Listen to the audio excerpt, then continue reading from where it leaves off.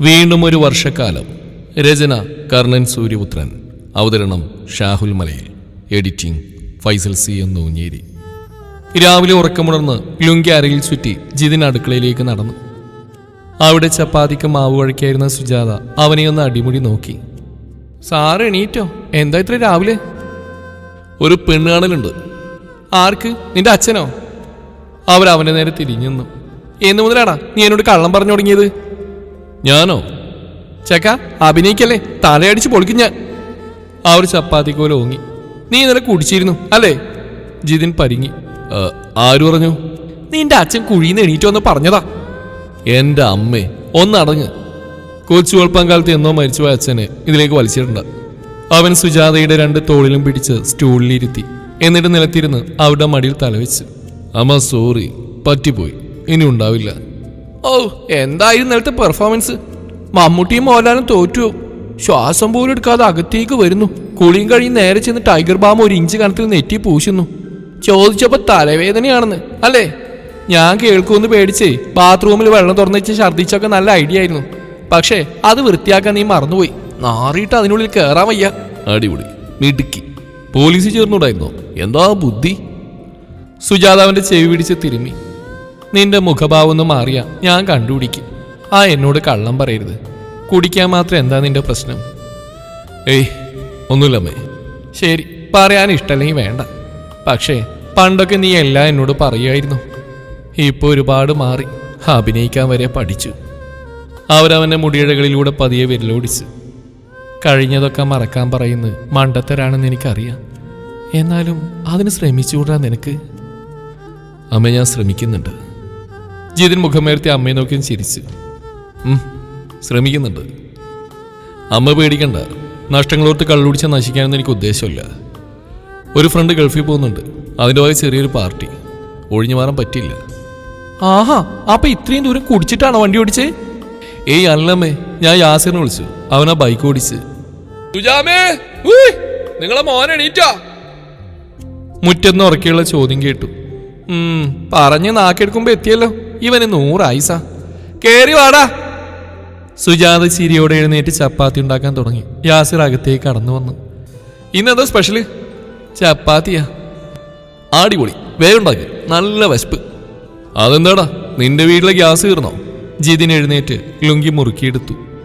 ഏയ്, ഇന്ന് ഉമ്മാരുടെ സ്പെഷ്യലാ. സാൾട്ട് മാങ്കൂട്ടർ ഉപ്മാവേ. എനിക്കത് കണ്ണെടുത്ത കണ്ടുകൂടാ.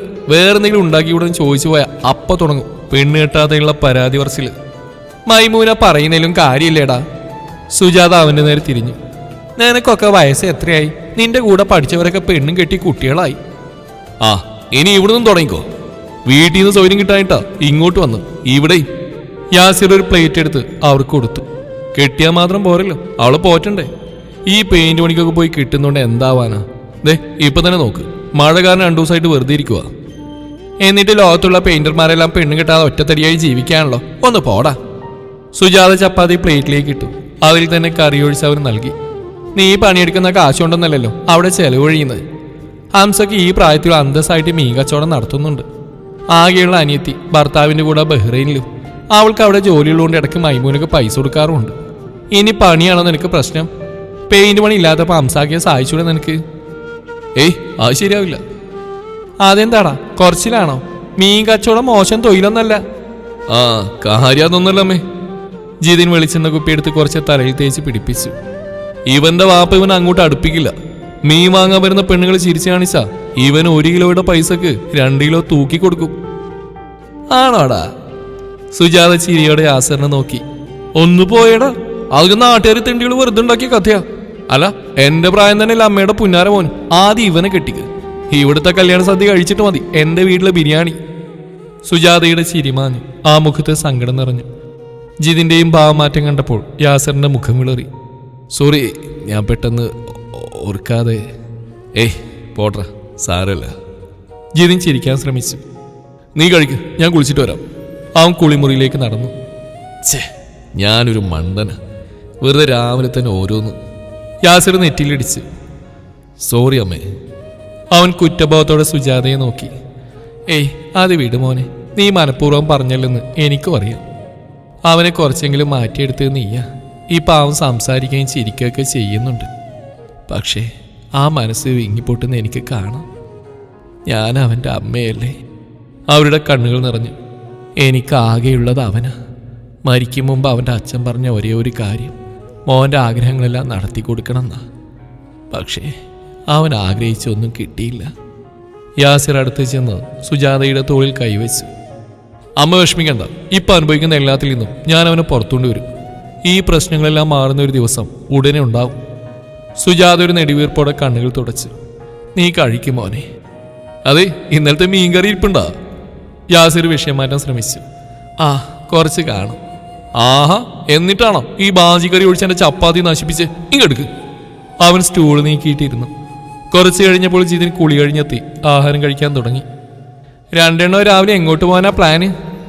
വേറെ എവിടെ? നമ്മുടെ സ്വന്തം സ്ഥലം, നവജ്വാല ആർട്സ് ആൻഡ് സ്പോർട്സ് ക്ലബ്ബ്. അവിടെ പോയിരുന്നാൽ നിനക്കൊന്നും മടുക്കില്ലേടാ? അതിന് മാത്രം എന്താടാ അവിടെ ഉള്ളത്? സുജാത 2 ഗ്ലാസ് ചായ അവർക്ക് മുമ്പിൽ വെച്ചു.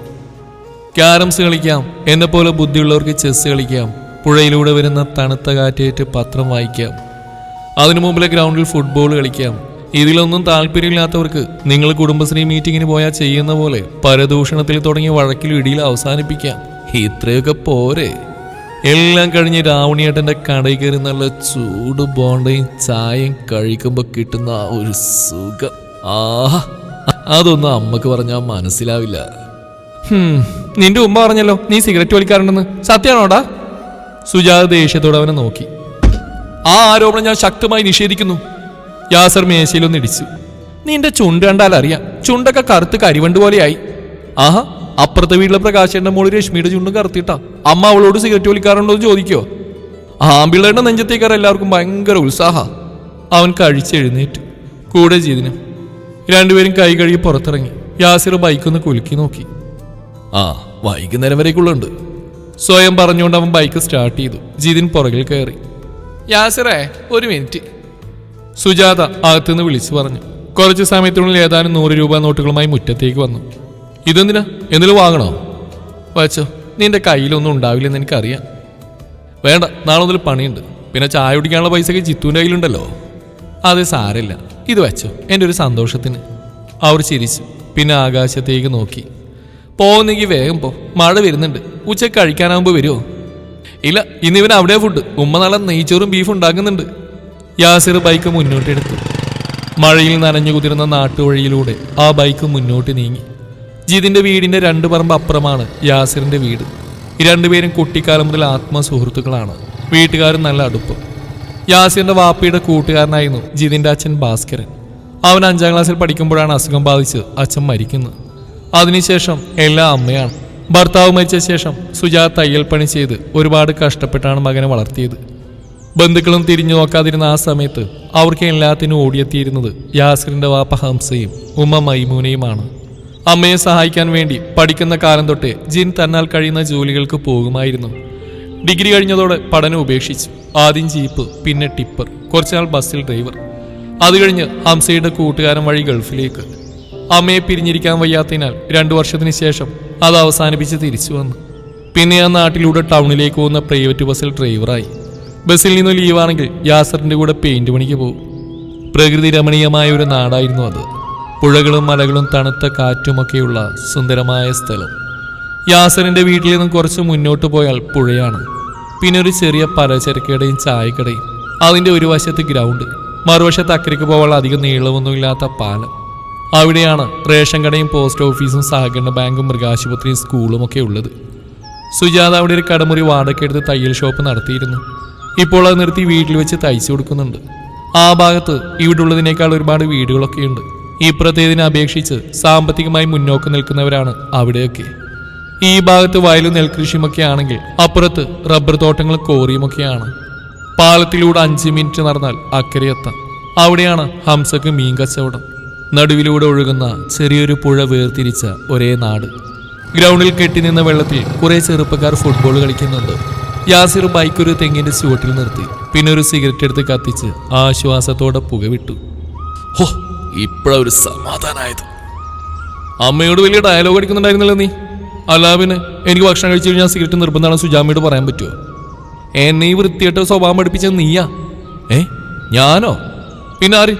പണ്ട് 10ാം ക്ലാസ് പഠിക്കുന്ന സമയത്തേ രാത്രി ദിവ്യ ടാക്സിയിൽ സെക്കൻഡ് ഷോ ഷക്കീൽ പടം കാണാൻ പോയത് ഓർമ്മയുണ്ടോ?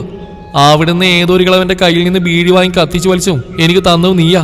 ചേടാ, അത് അങ്ങേര് വലിച്ച് പുക വട്ടത്തിൽ വിടുന്ന കണ്ടപ്പോ ഒരു പൂതി തോന്നി വലിച്ചാ. നിന്നെക്കാൾ ചുമച്ചത് ഞാനായിരുന്നില്ലേ? അന്നായിരുന്നു ഞാൻ ആദ്യമായിട്ട് അവസാനമായിട്ട് വലിച്ച്. നീ നിർത്താത്ത എന്റെ കുറ്റാണോ? ഞാൻ നിർത്തിയതാടാ.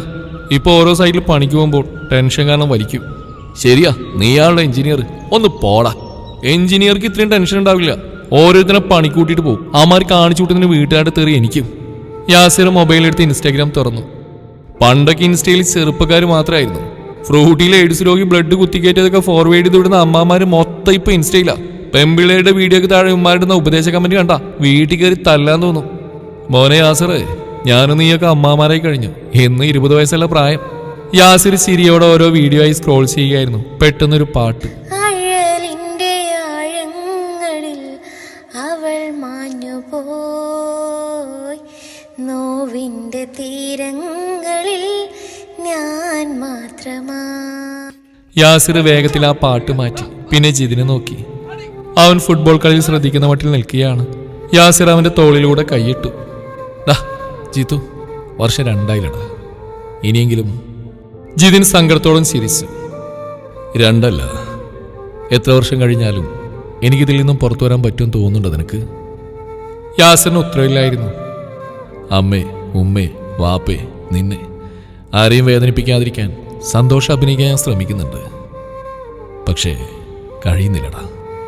ഒറ്റയ്ക്കിരിക്കുമ്പോഴും ഇതുപോലുള്ള പാട്ട് കേൾക്കുമ്പോഴും എന്തിന് ഒന്ന് ഉറങ്ങാൻ ശ്രമിക്കുമ്പോൾ പോലും നെഞ്ചിലൊരു പിടച്ചില്ല. എന്നെ സ്നേഹിക്കുന്ന നിങ്ങളെയൊക്കെ ഓർത്ത് മാത്രമാണ് ആത്മഹത്യ ചെയ്യാതെ ഞാൻ പിടിച്ചേക്കുന്നത്. എന്നെ കൊണ്ട് നീ പറയിപ്പിക്കരുത്. യാസിർ ദേഷ്യത്തോടെ അവനെ പിടിച്ചു തള്ളി. ഇതിന് മാത്രം എന്ത് പ്രത്യേകതയാടാ അവൾക്കുള്ളു? നിനക്കെല്ലാം അറിയില്ലേടാ. അറിയാം, അതുകൊണ്ട് തന്നെയാ എങ്ങനെയെങ്കിലും മാറ്റിയെടുക്കാൻ ശ്രമിക്കുന്നത്. പക്ഷെ മാറണമെന്ന് നീ കൂടി തീരുമാനിക്കണം. ഒരിക്കലും എല്ലാം ഉപേക്ഷിച്ചതാ. അവൾ ഇനി വരില്ല. ആ സത്യം നീ ഉൾക്കൊള്ളണം. ജിതിൻ ദയനീയമായി അവനെ നോക്കി. ശരിയാ, അവള് വരില്ലായിരിക്കും. പക്ഷെ ആ ഓർമ്മകൾ, അതിൽ നിന്ന് എനിക്കൊരു മോചനം എളുപ്പമല്ല. ജിതു, ആ വിഷയം വിട്, വാ കളിക്കാം. ഞാനില്ല. ഈ വെള്ളത്തിൽ കളിച്ച് വീഴോ മറ്റോ ചെയ്ത പണിയാണ്. നാളെ വണ്ടി ഓടിക്കാനുള്ള എന്തേലും ചെയ്യേ. യാസിർ വെള്ളത്തിലൂടെ ഓടിച്ചെന്ന് കളിയിൽ ചേർന്നു. ജിതിൻ തെങ്ങിൻ ചോടിലെ കല്ലിലിരുന്നു. ആകാശം മേഘാവൃതമാണ്. എപ്പോൾ വേണമെങ്കിലും മഴ പെയ്യാം. അവൻ തെങ്ങിലേക്ക് ചാരി. വർഷങ്ങൾക്ക് മുമ്പ് ഇതുപോലെ മൂടിക്കെട്ടിയ കാലാവസ്ഥയുള്ള തണുത്തൊരു ദിവസം. അന്നാണ് എല്ലാത്തിൻ്റെയും തുടക്കം. ഓർമ്മകൾ ചാട്ടുളി പോലെ ഹൃദയത്തെ മുറിവേൽപ്പിച്ചുകൊണ്ടിരുന്നു. എന്റെ പൊന്നു ജിത്തു, ഇവറ്റകൾക്ക് വെളിവും വെള്ളിയാഴ്ച ഇല്ലാത്തോണ്ടാ നിന്നെ ഏൽപ്പിക്കുന്നത്. ഒന്ന് നോക്കി കണ്ട് ചെയ്യും. നൗഷാദ് അപേക്ഷ പോലെ പറഞ്ഞു. നൗഷാദിക്ക് ആ ലക്ഷണം കണ്ടിട്ട് പെരുമഴ വരുന്നുണ്ട്. എങ്ങനെ പെയിന്റ് അടിക്കണ കാര്യം നിങ്ങൾ ഈ പറയുന്നത്? ഇന്നൊരു മൂടില്ല. അതൊക്കെ നമുക്ക് ഉണ്ടാക്കാം. നൗഷാദ് ജീപ്പിന്റെ സ്പീഡ് കൂട്ടി. പെയിന്റിംഗ് പണിയിൽ യാസിന്റെയും ജിതിന്റെയും ഗുരുവാണ് നൗഷാദ്. അയാളുടെ കീഴിലാണ് രണ്ടുപേരും ജോലി ചെയ്യുന്നത്. വേറെയും കുറെ പണിക്കാരുണ്ട്. പക്ഷേ എല്ലാം ഒരുപോലെ മടിയന്മാർ. 2 ദിവസം പണിക്ക് പോയാൽ 3 ദിവസം ലീവ് എടുക്കുന്നവർ. കൃത്യമായി ജോലി ചെയ്യുന്ന യാസിർ മാത്രമാണ്. ജിതിൻ ഡ്രൈവർ പണി ഇല്ലാത്തപ്പോൾ വരും. യാസിർ പനിച്ചെടുക്കുന്നതുകൊണ്ട് അന്ന് നൗഷാദ് ജിതിനെ കിടക്കപ്പായിൽ നിന്നും പൊക്കിക്കൊണ്ട് വന്നതാണ്. അക്കരെ പാലം കടന്ന് ഇടത്തോട്ടുള്ള റോഡിലേക്ക് ജീപ്പ് പ്രവേശിച്ചു. മസ്ജിദ് കഴിഞ്ഞ് കുറച്ച് മുന്നോട്ട് ചെന്നപ്പോൾ ഒരു ഗേറ്റിന് മുമ്പിൽ അയാൾ ജീപ്പ് നിർത്തി. ഇത് വിൽക്കാൻ വെച്ച വീടല്ലേ ഇക്ക? അതൊക്കെ കച്ചവടമായിട്ട് 1 മാസം കഴിഞ്ഞു. നീ ഇങ്ങോട്ടൊന്നും ഇറങ്ങാറില്ലേ? എവിടുന്ന്? സമയം വേണ്ടേ? രാവിലെ വണ്ടി പോയ രാത്രിയാവും വരാൻ. അമ്മ ഇടയ്ക്ക് ശോഭിച്ച് കാണാൻ വരാണ്ടല്ലോ. അമ്മയൊന്നും പറഞ്ഞില്ല. എവിടുത്തുകാരെ വാങ്ങിയത്? അങ്കവാടി ടീച്ചറായ ശോഭനയും ഭർത്താവ് പവിത്രനും പണ്ട് ജിതിന്റെ അയൽക്കാരായിരുന്നു. ഇക്കരെ സ്ഥലം വാങ്ങി വീട് വെച്ച് മാറിയതാ. എന്നാലും കുടുംബങ്ങൾ തമ്മിലുള്ള ബന്ധം എപ്പോഴും ഉണ്ട്. ടൗണിൽ MK വെജിറ്റബിൾസ് എന്നൊരു ഷോപ്പില്ലേ, അതിന്റെ ഓണറും ഫാമിലിയാ. ഏത് ആ FC ഗോഡനിൽ പോകുന്ന റോഡിന്റെ സൈഡിലുള്ള ഹോൾസെയിൽ കടയോ? അതന്നെ. അപ്പൊ റിച്ച് ടീമാണല്ലോ. അല്ല പിന്നെ ഇത്രയും വലിയ വീട് വാങ്ങില്ലല്ലോ. പ്രസന്നന് 1 രൂപ പോലും കുറച്ച് വിൽക്കില്ല. സ്ഥലങ്ങൾ വാങ്ങി അവിടെ വീട് പണിത് വിൽപ്പന നടത്തുന്ന ജോലിയാണ് പ്രസന്നന്. ഈ വീട് പണി പൂർത്തിയായി വിൽപ്പനയ്ക്ക് വെച്ചിട്ട് 1 വർഷത്തോളം ആയെങ്കിലും അയാൾ പറഞ്ഞ വിലക്കത് വാങ്ങാനുള്ള സാമ്പത്തിക ശേഷി അവിടെയുള്ള ആർക്കും ഇല്ലായിരുന്നു. 2 നിലയുള്ള മനോഹരമായ വീട്, ചുറ്റും വലിയ മതിൽക്കെട്ട്, വിശാലമായ മുറ്റം. ഇതുവരെ ആൾ താമസം ഇല്ലാതിരുന്നതിനാൽ കാര്യമായ പണിയൊന്നും ഉണ്ടാവാൻ സാധ്യതയില്ല. ജിതിൻ ജീപ്പിൽ നിന്നിറങ്ങി ഗേറ്റ് തുറന്നു. നൗഷാദ് ജീപ്പ് മുറ്റത്തേക്ക് കയറ്റി. ജിത്തു, ഇന്ന് എവിടെയാണോ പണി? ഒരു ചോദ്യം കേട്ടവൻ തിരിഞ്ഞു നോക്കി. കുറച്ചപ്പുറത്തുള്ള വീടിന് മുമ്പിൽ ശോഭന നിൽക്കുന്നുണ്ടായിരുന്നു. അറസ്റ്റ് ചെയ്ത് കൊണ്ടുവന്ന ശോഭേച്ചി. അവൻ ചിരിച്ചു. അപ്പൊ ഇന്ന് ബസ്സിൽ പോയില്ലേ? ഇല്ല, നാളെ പോണം. ഇവിടുന്ന് പണി തുടങ്ങുക. പക്ഷെ പണിക്കാരെല്ലാം മുങ്ങി. യാസിന്റെ പനി കുറവുണ്ടോ? കുറച്ച്, പക്ഷെ നല്ല ചുമയുണ്ട്. നാളെ ഇങ്ങോട്ട് വരുമായിരിക്കും. ഞാൻ എന്തായാലും ഇന്ന് ഒറ്റ ദിവസമേ ഉള്ളൂ. ബാക്കിയുള്ളവരൊക്കെ എവിടെ? അവർ അച്ഛനും മോളി രാവിലെ പോയി. പവിത്രൻ ടൗൺ പോലീസ് സ്റ്റേഷനിൽ കോൺസ്റ്റബിൾ ആണ്. മകൾ സ്വാതി അവിടെ അടുത്തുള്ള കോളേജിൽ പഠിക്കുന്നു. ശരി, ഞാൻ പിന്നെ വരാം. നിനക്ക് ചായ വേണോടാ? വേണ്ട, കുടിച്ചിട്ടാ വന്നേ. അവൻ മുറ്റത്തേക്ക് കയറി ഗേറ്റ് അടക്കാൻ തുടങ്ങവേ ഒരു ബൈക്ക് ചീറിപ്പാഞ്ഞു വന്നു. നൗഷാദിന്റെ മറ്റു ജോലിക്കാരായ ശ്രീജേഷും നവാസുമായിരുന്നു അതില്. ഓ വന്നോ മുതലാളിമാര്? ജീപ്പിൽ നിന്ന് ജോലിക്ക് ആവശ്യമായ സാധനങ്ങൾ എടുത്തു നോക്കിയായിരുന്നു നൗഷാദ് ചോദിച്ചു. പണിക്ക് വരണമെങ്കിൽ ഞാൻ നിന്റെയൊക്കെ കാല് പിടിക്കണല്ലേ? അറിയാൻ പാടില്ലാണ്ട് ചോദിക്കുക. വെറുതെ ഇങ്ങനെ തെണ്ടിയെടുക്കാൻ നിങ്ങൾക്ക് പൈസ എവിടുന്നാ? വല്ല കള്ളക്കടത്തിനും പോകുന്നുണ്ടോ? മഴയായതുകൊണ്ടല്ലേ ഇക്ക? ശ്രീജേഷാണ് മറുപടി പറഞ്ഞത്. എടാ, കുടുംബം പോറ്റണമെന്ന ചിന്തയുള്ളവർക്കേ എന്നും പണിയുണ്ടാവും. ഇവിടെ പണിയേറ്റിട്ട് 2 ആഴ്ചയായി. ഒന്ന് തുടങ്ങി വെക്കാണെങ്കിൽ നിന്നോടൊക്കെ പറഞ്ഞിട്ട് കേട്ടോ? അത് ശരി, ഇപ്പൊ അങ്ങനെയായോ? പള്ളിയിലെ പണി കഴിഞ്ഞ് ഇവിടെ തുടങ്ങാൻ നിൽക്കാനല്ലേ പറഞ്ഞ്? 2 ദിവസം വരെ പള്ളിയിലായിരുന്നു. മിനിഞ്ഞാ ഇന്നലെ മുടിഞ്ഞ മഴ, പിന്നെ എങ്ങനെ വരാനാ? നവാസ് ബൈക്ക് സ്റ്റാൻഡിലിട്ടുകൊണ്ട് പറഞ്ഞു. ഗേറ്റ് പൂട്ടി ജിതിൻ അവിടെ എത്തി. ചെങ്ങായി പനിച്ചെടുക്കുന്നതുകൊണ്ട് ഈ പെട്ടുവല്ല ജിത്തു? ശ്രീജേഷ് ചോദിച്ചു. അതേടാ, ഉറങ്ങി മതിയാവുമ്പോ വിളിച്ചോണത്ത് ഇങ്ങേര്. ഒന്നും പറയാൻ പറ്റില്ലല്ലോ, ആശാനായി പോയില്ലേ? നൗഷാദ് കള്ളശ്ശേരിയുടെ കോളിംഗ് ബെല്ലിൽ വെല്ലമർത്തി. ഏതാനും നിമിഷങ്ങൾ കഴിഞ്ഞപ്പോൾ ഒരാൾ വന്ന് വാതിൽ തുറന്നു. 50-ലധികം പ്രായമുണ്ട്. അത്യാവശ്യം ഉയരവും അതിനൊത്ത വണ്ണവും, വെള്ളമുണ്ടും ഷർട്ടുമാണ് വേഷം. അസ്സലാമു അലൈക്കും. നൗഷാദ് വിനയത്തോട് അഭിവാദ്യം ചെയ്തു. വാലേക്കും അസ്സലാം. കഴിഞ്ഞ ആഴ്ചയൊക്കെ നല്ല കാലാവസ്ഥയായിരുന്നല്ലോ. അന്നൊക്കെ മുങ്ങിയിട്ട് മഴ പെയ്യുമ്പോഴാണ് നൗഷാദെ പെയിന്റ് അടിക്കാൻ വരുന്നത്? കനത്ത ശബ്ദത്തിൽ അയാൾ ചോദിച്ചു. അധികം താഴെക്കാവിലെ പള്ളിയിലെ പണിയുണ്ടായിരുന്നേ. ഇവിടെ ചെറിയ പണിയല്ലേ ഉള്ളൂ, അതുകൊണ്ടാ. സാറില്ല, പെട്ടെന്ന് തീർക്കാം. ചെറിയ പണിയോ? വെള്ളം അകത്തേക്ക് ഇനിഞ്ഞിറങ്ങി മുകളിലെ റൂമൊക്കെ നാശായി. അതുപോലെ താഴെ അടുക്കളയും ബാത്റൂമും. വീട് വാങ്ങി പെട്ടുപോയി. അത് റൂഫിൽ ചപ്പ് ചാറുകൾ അടിഞ്ഞുകൂടി വെള്ളം കിട്ടി നിന്നിട്ടാ. എല്ലാം ശരിയാക്കി തരാം. പുറത്ത് പെയിന്റ് അടിക്കണോ? മോൻ പറഞ്ഞു വേണ്ടാന്ന്. ഏയ്, ഇവിടെ കാര്യമായിട്ട് പ്രശ്നമൊന്നുമില്ല. മതിലും ഗേറ്റും അടിക്കണം. അത് മഴയൊക്കെ നിന്നിട്ട് മതി. ഈ ആദ്യം അകത്തേക്ക് തീർക്ക്. മോളുടെ പുയ്യാപ്പിള അടുത്ത ആഴ്ച വരെ. അവൻ ഇതൊക്കെ കണ്ട എനിക്ക് നാണക്കേടാ. അത് ഏറ്റുക. കുറച്ച് പ്രായമുള്ള ഒരു സ്ത്രീയും സുന്ദരിയായ ഒരു പെൺകുട്ടി അങ്ങോട്ട് വന്നു. നൗഷാദെ, ഞാൻ ഇവരെയും കൊണ്ട് ഹോസ്പിറ്റലിൽ പോവാ. നിങ്ങൾക്കുള്ള ഭക്ഷണം മോള് എടുത്തു തരും. നീ തന്ന ലിസ്റ്റിൽ പറഞ്ഞ സാധനങ്ങളൊക്കെ അവിടെ വാങ്ങി വെച്ചിട്ടുണ്ട്. അയാൾ അകത്തേക്ക് അയച്ചുകൊണ്ടി. ആ ആയിക്കോട്ടേക്ക. അവർ കാറിൽ കയറിയതും നൗഷാദ് ഓടിച്ചെന്ന് ഗേറ്റ് തുറന്നു കൊടുത്തു. കാറ് റോഡിലേക്ക് കുതിച്ചു. എന്നാ പിന്നെ തലയിൽ തോർത്തഴിച്ച് അരി കെട്ടി ശരി തമ്പ്ര എന്നൂടെ പറയായിരുന്നില്ലേ? കഷ്ടം. അയാൾ തിരിച്ചു വന്നപ്പോൾ ജിതിൻ പരിഹസിച്ചു. എന്താടാ? എടോ മനുഷ്യ, നിങ്ങൾ പെയിന്റ് അടിക്കാനാ വന്ന്, അല്ലാതെ അങ്ങയുടെ അടിമയൊന്നുമല്ല. ഇത്രക്ക് അങ്ങ് താണുവണങ്ങേണ്ട ആവശ്യമൊന്നുമില്ല. ഓനെ ജിത്തു, നിനക്ക് ഇതല്ലെങ്കിൽ ഡ്രൈവർ പണിയുണ്ട്. എനിക്ക് ആകെ അറിയാവുന്ന പണി ഇതാ. അപ്പൊ ഇങ്ങനെ മയത്തിലൊക്കെ ഡീൽ ചെയ്യേണ്ടി വരും. എനിക്ക് അങ്ങയുടെ പെരുമാനം തീരെ ഇഷ്ടമായില്ല. എടാ യൂസഫിക്ക് ആള് പാവാ, സംസാരം അങ്ങനെയാണ് നോക്കണ്ട. ഇങ്ങേർക്കേ 4 മക്കളാ, 2 ആണും 2 പെണ്ണും. ആ മക്കൾ വാപ്പയെ ബിസിനസ്സിൽ സഹായിക്കുക. അവര് രാവിലെ കടയിൽ പോയി കാണും. നീ ഡ്രസ്സ് മാറിയ വാട്ടർ കണ്ണെടുത്ത് ഡ്രസ്സിലേക്ക് പോയിക്കോ, ഞാൻ വന്നേക്കാം. ആദ്യം അവിടെ മൊത്തം ക്ലീൻ ചെയ്തിടാം. മഴയില്ലെങ്കിലേ വാട്ടർ പ്രൂഫ് അടിച്ചു കൊടുക്കണം. അപ്പൊ ഞങ്ങളോ? ശ്രീജേഷും നവാസ് ഒരുമിച്ച് ചോദിച്ചു. ആ നിങ്ങളെ വർക്ക് ഏരിയയിലെ ബാത്റൂമിന്റെ ചുമരൊക്കെ വൃത്തിയാക്കിയിട്ടേ ക്രാക്സിലിട്ട് വെക്ക്. പറഞ്ഞു കേട്ടല്ലോ, വൃത്തിയാക്കി. വൃത്തികേടാക്കരുത്. നിന്നൊക്കെ അത്രയ്ക്ക് വിശ്വാസമായതുകൊണ്ടാ. ഒന്ന് പോയിക്കാ. നവാസ് മുഖം വീർപ്പിച്ചു. 4 പേരും ഡ്രസ്സ് മാറി. ജിതിൻ വാട്ടർ പമ്പും അതിന്റെ ഗണ്ണും തൂക്കിപ്പിടിച്ച് വീടിനുള്ളിലേക്ക് പ്രവേശിച്ചു. ഇടതുവശത്ത് സ്റ്റെയർ കേസ് ഉണ്ട്. അവൻ മുകളിലേക്കുള്ള പടികൾ കയറി.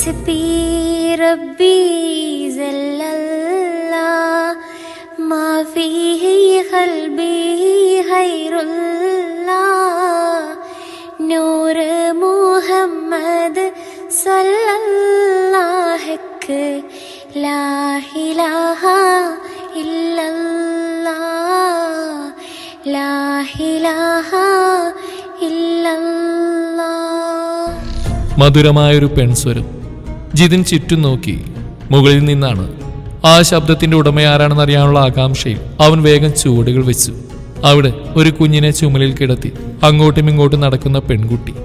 ജിതിൻ നോക്കി നിൽക്കുന്ന അറിയാതെ അവൾ കുഞ്ഞിന്റെ മുതുകിൽ തട്ടി പതിയെ പാടുകയാണ്. താലോലം താലോലം കുഞ്ഞോനെ എൻ താരാട്ട് നീയോറങ്ങിൻ മോനെ താലോലം താലോലം തേൻ മോനെ നല്ല താരിൽ